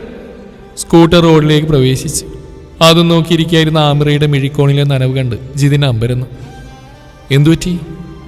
ഏയ് ഒന്നുമില്ല. ആമിറ കണ്ണുകൾ തുടച്ചു. പറയടോ. ഒന്നുമില്ലെങ്കിലും നമ്മൾ ഒരേ നാട്ടുകാരും സുഹൃത്തുക്കളും അല്ലേ? കുറച്ചുനേരം മൗനം. ഇതൊക്കെ ഞാൻ ആദ്യമായിട്ടാണ് കാണുന്നത്. ഇത്രയും നിഷ്കളങ്കരായ കുറേ ആളുകൾ ജാതിയും മതവും നോക്കാതെ സ്നേഹിക്കുന്നു. റുബീനയുടെയും സ്വാതിയുടെയും കാര്യം തന്നെ നോക്ക്. ജിത്തുട്ടൻ അവരുടെ സ്വന്തം ഏട്ടനൊന്നുമല്ല. എന്നിട്ടും അതേ സ്വാതന്ത്ര്യത്തിലല്ലേ നിങ്ങൾ പരസ്പരം പെരുമാറുന്നത്. ഇവിടുത്തെ ഉമ്മ, ശോഭേച്ചി, ഇവർക്കൊക്കെ ജിത്തുട്ടൻ മകൻ തന്നെയാ. ഇതൊന്നും ഞാൻ ജനിച്ചു വളർന്നിടത്ത് കണ്ടിട്ടില്ല. ജിതിനൊന്ന് ചിരിച്ചു. താൻ ആ കവലയിൽ ശ്രദ്ധിച്ചിട്ടുണ്ടോ എന്ന് എനിക്കറിയില്ല. കേരളത്തിൽ നിലവിലുള്ള സകല രാഷ്ട്രീയ പാർട്ടികളുടെയും കൊടിമരങ്ങൾ കാണാം. ഇലക്ഷൻ ടൈമിൽ അടിപിടിയും മറ്റൊക്കെ ഇവിടെ ഉണ്ടാവാറുണ്ട്. രണ്ടുപേരും ഇന്ന് സംസാരിക്കുമ്പോൾ മൂന്നാമനെ പറ്റി കുറ്റങ്ങൾ പറയാറുണ്ട്. കള്ളു കുടിച്ചു വന്ന് ഭാര്യ ഉപദ്രവിക്കുന്ന ഭർത്താവും ഭർത്താവിന്റെ കുറ്റങ്ങൾ മാത്രം കണ്ടെത്തി സ്വൈര്യം കൊടുക്കാത്ത ഭാര്യയുമെല്ലാം ഇവിടെയുണ്ട്. പറഞ്ഞു വരുന്നത് നാട്ടിൻപുറങ്ങളിലെല്ലാം നല്ല മനുഷ്യരും ടൗണിലുള്ളവരെല്ലാം മോശമല്ല. പിന്നെ ഞങ്ങളുടെ സ്നേഹത്തിന്റെ കാര്യം. എൻ്റെ അച്ഛൻ്റെ ഫ്രണ്ടാ ഇവിടുത്തെ വാപ്പ. അച്ഛൻ മരിച്ചപ്പോൾ തളർന്നുപോയി ഞങ്ങളെ ചേർത്ത് പിടിച്ചത് ഇവരാ. അതുപോലെ ശോഭേശിയും പവിയേട്ടനും. ദേ ആ കാണുന്ന വീടില്ലേ, അവിടെയായിരുന്നു പണ്ട് താമസം. അപ്പം അടുപ്പുണ്ടാകുന്നത് സ്വാഭാവികമല്ലേ? അവൾ തലയാട്ടി. ശരിക്കും ആമിയുടെ പ്രശ്നം എന്താ? തുറന്നു പറയാനാവുന്നതാണെങ്കിൽ തുറന്നു പറ. അങ്ങനെയൊന്നുമില്ല. നിങ്ങളുടെ ഈ സ്നേഹം കാണുമ്പോൾ കൊതിയാവുക. തനിക്കെന്താ കിട്ടുന്നില്ലേ? ഉമ്മയും വാപ്പയുണ്ട്, 2 ഇക്കമാരും ഇത്തയുണ്ട്. പിന്നെന്താ? അവൾ സങ്കടത്തോടെ അവനെ നോക്കി പുഞ്ചിരിച്ചു. സ്നേഹമൊക്കെ ഉണ്ടാവും, പക്ഷെ അത് ഉള്ളിൽ വെച്ച് നടന്നിട്ടെന്താ കാര്യം? ആർക്കും ഒന്നിനും സമയമില്ല. ഒരുമിച്ചിരുന്ന് സംസാരമോ ഭക്ഷണം കഴിക്കാറോ ഒന്നുമില്ല. എടോ, അവര് പൈസ ഉണ്ടാക്കുന്ന തനിക്കൂടി വേണ്ടിയല്ലേ? ആ ഓട്ടത്തിനിടയിൽ ചിലതൊക്കെ നഷ്ടപ്പെടുത്തേണ്ടി വരുന്നുണ്ടാവും. മനഃപൂർവ്വമായിരിക്കില്ല. പണമാണോ പ്രധാനം? നേടുന്നതിനേക്കാൾ മൂല്യമുള്ളതാണ് നഷ്ടപ്പെടുന്നതെങ്കിൽ ആ നേട്ടത്തിന് എന്താ അർത്ഥമുള്ളത്? ഇക്കമാരുടെ കാര്യം പോട്ടെ. ഇത്ത പണ്ടൊക്കെ നല്ല സ്നേഹത്തോടെയാ പെരുമാറിയിരുന്നു. നിക്കാതെ കഴിഞ്ഞോടെ അവളും മാറി. ഈവിടെ വന്ന കുഞ്ഞിനെ നോക്കാനുള്ള ജോലിക്കാരി മാത്രം അവൾക്ക് ഞാൻ. ആമിറയുടെ കണ്ണുകൾ വീണ്ടും നിറഞ്ഞൊഴുകി. എൻ്റെ വാപ്പ മോളിൽ നിന്ന് വിളിച്ച് എൻ്റെ ഓർമ്മയിലില്ല. മറ്റു 3 മക്കളും ജനിച്ചപ്പോൾ ഒരു പ്രശ്നമില്ലാതിരുന്ന ഭാര്യ 4ാമത്തെ പ്രസവത്തോടെ നിത്യരോഗിയായി. ആ വെറുപ്പ് ആ കുഞ്ഞിനോട് കാണിക്കുന്നു ഇത്ര വർഷമായിട്ടും. ജിതിന് വിശ്വസിക്കാനായില്ല. ജിതിനേട്ടൻ അറിയോ, എൻ്റെ ഭാഗത്ത് എന്തെങ്കിലും തെറ്റുപറ്റിയ വാക്കുകൾ കൊണ്ടാ ശിക്ഷ. ഞാൻ ഈ ഭൂമിയിൽ പിറന്ന മുതലാ ഉമ്മാക്ക് വയ്യാതായതെന്നൊക്കെ പറയുമ്പോൾ എനിക്ക് സഹിക്കാൻ പറ്റില്ല. ഉമ്മ പോലും അപ്പോൾ സാരല്ല പോട്ടെ, വാപ്പാക്ക് ദേഷ്യം വന്നിട്ടില്ല എന്ന് പറഞ്ഞ് ആശ്വസിപ്പിക്കില്ല. കുറച്ചെങ്കിലും മനസ്സിലായി കുഞ്ഞിക്കാക്ക് മാത്രമാണ്. ഉമ്മക്ക് വയ്യാതായതിന് ആമീന്ത് പഴിച്ചു. 4ാമതൊരു കുട്ടി വേണമെന്ന് അവർ ആഗ്രഹിച്ചിട്ടില്ല പോലും. അബോർഷൻ പാപായതുകൊണ്ട് മാത്രം എനിക്ക് ജന്മം തന്നു. ഡെലിവറി കോംപ്ലിക്കേറ്റഡ് ആയിരുന്നു. ഉമ്മയും ഞാനും മരിക്കുമെന്ന് കരുതിയതാ. കുറേ നാൾ ഹോസ്പിറ്റലിൽ കിടന്നു. ഉമ്മയുടെ നല്ല പ്രായം മുഴുവൻ അങ്ങനെ പോയി. അതൊക്കെയാവും എന്നോട് ദേഷ്യം. ഇപ്പോൾ ഉമ്മയുടെ അസുഖങ്ങളൊന്നും ഞാൻ കാരണമല്ല. ലെൻസിൽ പ്രശ്നങ്ങളുള്ളതുകൊണ്ട് ശുദ്ധവായു കിട്ടുന്ന സ്ഥലത്ത് താമസിക്കാൻ നല്ലതാണെന്ന് ഡോക്ടർ ഉപദേശിച്ചു. അതുകൊണ്ടാണ് ടൗണിൽ നിന്നും ഈ നാട്ടിലേക്ക് വന്ന്. പാപ്പാക്ക് ഇവിടെ തീരെ ഇഷ്ടമല്ല. ആ കാര്യം എന്നോട് തീർക്കും. ഞാൻ ഇതിനൊക്കെ കാരണം എന്താ മട്ടില്ല. ഏയ്, കുറേയൊക്കെ തന്നെ തോന്നലാ വിടോ. ജിതിനെ ആശ്വസിപ്പിക്കാൻ ശ്രമിച്ചു. എൻ്റെ അറിവിൽ അച്ഛന്മാർക്ക് പെൺമക്കളോട് ഭയങ്കര സ്നേഹമായിരിക്കും. ചിലർക്ക് പ്രകടിപ്പിക്കാൻ അറിയില്ല. ഞാനതൊക്കെ എത്ര കൊതിക്കുന്നുണ്ടെന്നറിയോ? ഇനി കിട്ടുകയില്ല. എത്രയും പെട്ടെന്ന് നിക്കാഴിപ്പിച്ച് വിടാൻ അവരുടെ ശ്രമം. ഞാൻ അമ്മായിമാരെ കൊണ്ടൊക്കെ പറയിപ്പിച്ചിട്ടാണ് കോളേജിൽ പോകാൻ സമ്മതം മൂളിയത്. ഏതൊരു പെണ്ണിനെയും പോലെ സ്വന്തമായിട്ടൊരു ജോലി നേടണമെന്നൊക്കെ ആഗ്രഹമുണ്ട്. പക്ഷേ കോഴ്സ് കംപ്ലീറ്റ് ആയ ഉടനെ എന്നെ ആരുടെയെങ്കിലും കൂടെ പറഞ്ഞേക്കും. അതിനെന്താ, കല്യാണം കഴിച്ചാലും ജോലിക്ക് പോകാനൊക്കെ പറ്റുമല്ലോ. ആമിറ വീണ്ടും ചിരിച്ചു. ഞങ്ങളെപ്പോലെയുള്ള ഓർത്തഡോക്സ് ഫാമിലിയിലെ പെൺകുട്ടികൾ ജോലിക്ക് പോകുന്നൊക്കെ വളരെ വിരളാണ് ജീത്തുവേട്ട. അഥവാ ആരെങ്കിലും പോകുന്നുണ്ടെങ്കിൽ തന്നെ ഒരുപാട് വെല്ലുവിളികൾ നേരിടേണ്ടി വരും. നമ്മുടെ നാട് അതിന് മാത്രം പുരോഗമിച്ചിട്ടൊന്നുമില്ല. ഞാൻ സമ്പാദിച്ച ആവശ്യമുള്ളതൊക്കെ ചെയ്തു കൊടുക്കുന്നുണ്ടല്ലോ, പിന്നെ എന്തിനാ അവൾ ജോലിക്ക് വേണ്ടെന്ന ചിന്തയാണ് പലർക്കും. അവൾ ജോലിക്ക് പോയാൽ വീട് ആര് നോക്കിയെന്ന ചോദ്യത്തിന് മുമ്പിൽ എല്ലാം ഉപേക്ഷിക്കുന്ന ഒരുപാട് പെൺകുട്ടികളുണ്ട്. എൻ്റെ ഇത്തക്കും അതായിരുന്നു ആഗ്രഹം, പക്ഷേ നടന്നില്ല. അങ്ങനെ നോക്കി ഞാൻ കിട്ടുന്ന പെണ്ണ് ഭാഗ്യവതിയാ. ജോലിയുള്ളവൾ മാത്രമേ ഞാൻ കിട്ടൂ. ജിതിൻ വിഷയം മാറ്റാണെന്നോണം ചിരിയോടെ പറഞ്ഞു. ആമിറ ഷോൾ കൊണ്ട് കണ്ണു തുടച്ചവനെ നോക്കി. ആഹാ, ആരാ ഭാഗ്യവതി? അങ്ങനെ ആരെങ്കിലും കണ്ടുവച്ചിട്ടുണ്ടോ? ബസ്സിൽ വരുന്ന ചിലരൊക്കെ ലിസ്റ്റിലുണ്ട്. ഇനിയിപ്പോൾ തനിക്ക് സമ്മതമാണെങ്കിൽ ഞാൻ തന്നെ കേട്ടാട്ടോ. കല്യാണത്തിന് ശേഷം ഞാൻ ജോലിക്ക് നോക്കോ? അയ്യോ വേണ്ടായി, വെറുതെ വാപ്പാൻ്റെ ഇക്കമാരുടെ തല്ലുകൊണ്ട് ചാവാൻ വയ്യ. എന്നെ വെറുതെ വിട്ടേക്ക് മാഷേ. അവൾ പൊട്ടിച്ചിരിച്ചുകൊണ്ട് കൈകൂപ്പി. സ്വാതി റുബീനെ ഐസ്ക്രീം വാങ്ങി തിരിച്ചെത്തിയോടെ അവർ സംഭാഷണം നിർത്തി. അന്നു മുതൽ ആമിറയുടെയും ജിതിൻ്റെയും സൗഹൃദം കൂടുതൽ ദൃഢമായി. കേൾക്കാൻ ഒരാളെ കിട്ടിയതിൽ ആമിറ ഒത്തിരി സന്തോഷവതിയായിരുന്നു. എന്നും വിശ്വസിച്ച് തുറന്നു പറയാവുന്ന ഒരാൾ, അതായിരുന്നു ജിതിൻ അവൾക്ക്. ആ വിശ്വാസം കൊണ്ട് തന്നെ തൻ്റെ മൊബൈൽ നമ്പർ ആമിറ അവന് നൽകി. എന്ന് രാത്രി കുറച്ചുനേരം സംസാരം പതിവായി. യാസിറിനെ അവൾ പരിചയപ്പെട്ടു. അതുപോലെ ഒരിക്കൽ സ്വാതി അവളെയും കൊണ്ട് സുജാതയെ കാണാൻ പോയി. അതിൽ പിന്നെ അവളുടെ ഡ്രസ്സുകളെല്ലാം തയ്ക്കാൻ ഏൽപ്പിക്കുന്നത് സുജാതയാണ്. എനിക്ക് ഒരുപാട് യാത്രകൾ പോകണം ജിത്തുവേട്ട. ഒരു ദിവസം ഫോൺ വിളിച്ചപ്പോൾ അവൾ പറഞ്ഞു. വിജനമായ ഗ്രൗണ്ടിലിരുന്ന് അവളോട് സംസാരിക്കുകയായിരുന്നു ജിതിൻ. രാത്രി ബസ്സിൽ നിന്ന് വീട്ടിലേക്ക് വരുന്ന വഴി അവിടെ ബൈക്ക് നിർത്തിയാണ് ഇന്നും ഫോൺ വിളി. സുജാതയുടെ മുന്നിൽ വെച്ച് അവളോട് സംസാരിക്കാൻ അവന് പേടിയായതുകൊണ്ടാണ് ഇവിടം തിരഞ്ഞെടുത്ത്.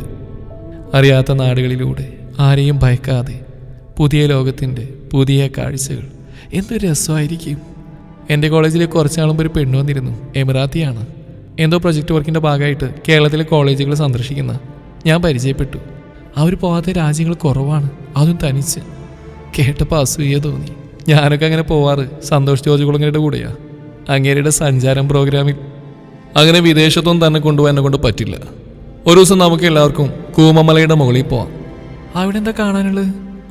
താഴേക്ക് നോക്കിയാ നമ്മുടെ നാട്, പുഴ, അപ്പുറത്തെ കാടിൻ്റെ വന്യ സൗന്ദര്യം, മനസ്സിനും ശരീരത്തിനും ഒരുപോലെ തണുപ്പ് നൽകുന്ന കാറ്റ്, അതിലേതോ പൂക്കളുടെ സുഗന്ധവും ഉണ്ടാവും. ഒരു പ്രത്യേക വൈബാ. എനിക്കവിടെ പോകണം. പോകാലോ, പക്ഷെ റുബീനെയും സ്വാതിയും കൂടെ വേണം.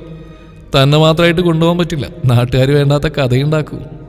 യാസിരിക്ക് എന്ത് പറയുന്നു? അവനെന്താ കുഴപ്പം? ഇപ്പൊ തനിച്ചോർക്ക് കുടിക്കാനൊക്കെ തുടങ്ങി. ഞാൻ സ്ഥിരമായിട്ട് അവനെ കൂടുതൽ നിൽക്കണമെന്നാ ഇപ്പോഴത്തെ ആവശ്യം. അതൊന്നും വേണ്ട കേട്ടോ, എനിക്കിഷ്ടമല്ല. ജിത്തുവിനെ എന്നും കൃഷ്ണപ്രിയ ബസ്സിൽ ഉണ്ടാവണം. അതെന്തിനാ?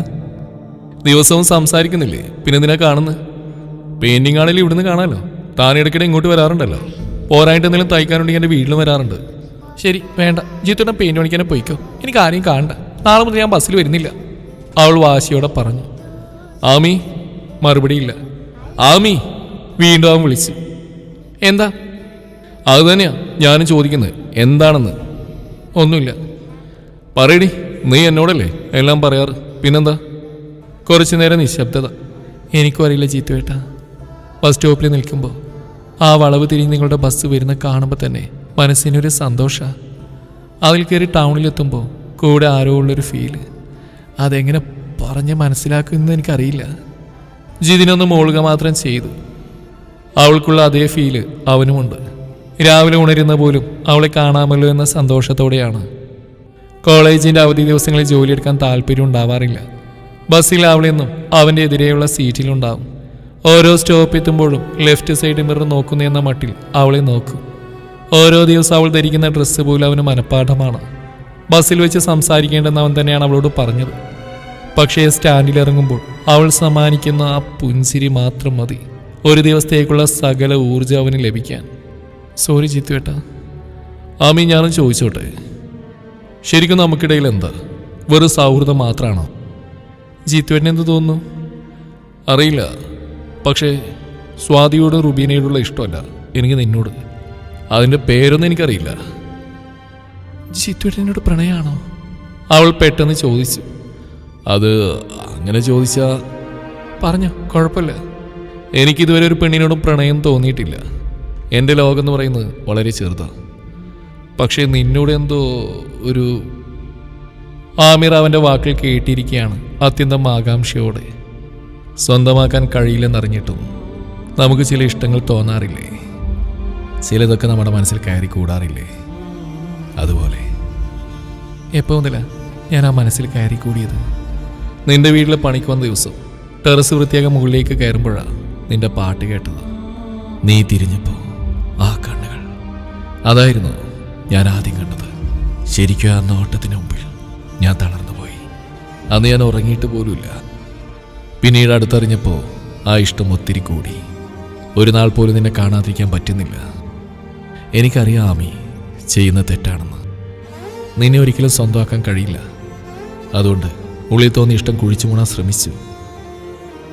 പക്ഷേ പറ്റുന്നില്ല. മതിമറന്ന് സ്നേഹിക്കാനോ മറക്കാനോ കഴിയാത്ത വല്ലാത്തൊരവസ്ഥയിലാണ് ഞാൻ. ആകെയുള്ളൊരാശ്വാസം ഒരു ഫ്രണ്ടായിട്ടെങ്കിലും നീ കൂടെയുണ്ടല്ലോ എന്നതാ. തുറന്നു പറഞ്ഞ് വെറുതെ അതും നഷ്ടപ്പെടുത്തണ്ടല്ലോ. നിനക്കും ഇങ്ങനെയൊക്കെയാണോ? അതേ ചിത്തുവേട്ട, എനിക്കും അറിയാം നമ്മുടെ ബന്ധം ആരും അംഗീകരിച്ച് തരില്ലെന്ന്. അതുകൊണ്ട് എല്ലാം അടക്കി വയ്ക്കാൻ നോക്കി. കഴിയുന്നില്ല. ഞാൻ പോലും അറിയാതെ ഇഷ്ടപ്പെട്ടു പോയി. ഓരോ ദിവസം കഴിയും തോറും അതങ്ങനെ കൂടിക്കൂടി വരിക. അതോടൊപ്പം പേടിയും.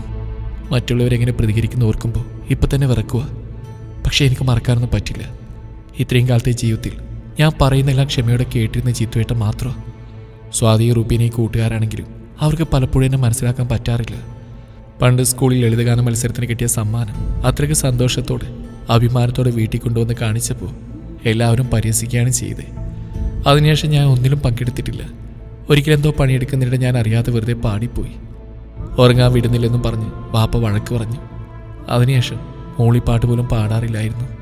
അന്ന് നിങ്ങൾ വരുമ്പോൾ വീട്ടിൽ വേറെ ആരും ഇല്ലാത്തതുകൊണ്ടാണ് കുഞ്ഞിനെ ഉറക്കാൻ ഞാൻ വെറുതെ പാടിയത്. ഒരു കൊതി. പക്ഷേ ഇന്ന് ചിത്തുവേട്ടൻ ദിവസം 4 വരെങ്കിലും എന്നെ കൊണ്ട് പാടിപ്പിക്കുന്നു, പ്രോത്സാഹിപ്പിക്കുന്നു. അതുപോലെ എൻ്റെ ഓരോ കാര്യങ്ങളും ശ്രദ്ധിക്കുന്നു. ഇതൊക്കെ പോരെ ചിത്തുവേട്ട ഒരു പെണ്ണിനൊരാളെ ഇഷ്ടപ്പെടാൻ? ആമി, എന്തോ ഇതിൻ്റെ അവസാനത്തായിരിക്കും അറിയില്ല. എന്നാലും ഞാൻ ഇഷ്ടപ്പെട്ടു പോയി. ഒത്തിരി മറക്കാൻ എനിക്ക് കഴിയില്ല. അവളിൽ നിന്നൊരു കരച്ചിൽ പൊട്ടിപ്പുറപ്പെട്ടു. ഞാൻ പിന്നെ വിളിക്കാൻ ചിത്തുവേട്ട. ജിതിൻ മൊബൈലിൽ ഗാലറി തുറന്നു. യാസിന്റെ വീട്ടിൽ ഉമ്മറത്തിരിക്കുന്ന റുബീനെയും സ്വാതിയും അവർക്ക് നടുവിലായ ആമിറയും. അവൻ ആ ഫോട്ടോ സൂം ചെയ്തു. തൻ്റെ ആദ്യ പ്രണയത്തിലെ നായിക. പക്ഷേ ഈ ബന്ധം എത്രനാൾ മുന്നോട്ടുകൊണ്ടുപോകാൻ കഴിയുമെന്നറിയില്ല. 2 മതങ്ങൾ, സാമ്പത്തികമായും വലിയ അന്തരമുണ്ട്. അർഹതയില്ലാത്തതാണ് ആഗ്രഹിക്കുന്നതെന്നറിയാം. എന്നാലും സ്നേഹിച്ചു പോയി. അവൾക്കും തന്നോട് അതേ സ്നേഹമുണ്ടെന്നറിഞ്ഞതിൽ സന്തോഷിക്കാൻ പോലും പറ്റുന്നില്ല. എന്നെങ്കിലും ഒരു നാൾ നഷ്ടപ്പെടും. പക്ഷെ ആമി, ഞാൻ നിന്നെ സ്നേഹിക്കുന്നു ഒരുപാട്. അവൻ്റെ കണ്ണുനീർ തുള്ളി മൊബൈൽ സ്ക്രീനിലേക്ക് ഇറ്റു വീണു. തുടരും ഈ കഥയുടെ അവസാന ഭാഗം നാളെ ഇതേ സമയം. ഇതിൻ്റെ അവസാന ഭാഗത്തിൽ നിങ്ങൾ പ്രതീക്ഷിക്കാത്ത ഒരു വലിയ ട്വിസ്റ്റുണ്ട്. തീർച്ചയായും അവസാന ഭാഗം കേൾക്കാൻ ശ്രമിക്കുക. നിങ്ങളുടെ വിലയേറിയ അഭിപ്രായങ്ങൾ കമൻറ്റുകളായി രേഖപ്പെടുത്തുക. നിങ്ങൾ രേഖപ്പെടുത്തുന്ന ഓരോ കമൻറ്റുകളും കൂടുതൽ മനോഹരമായ കഥകൾ ചെയ്യാനുള്ള പ്രചോദനമാണ്. Thank you.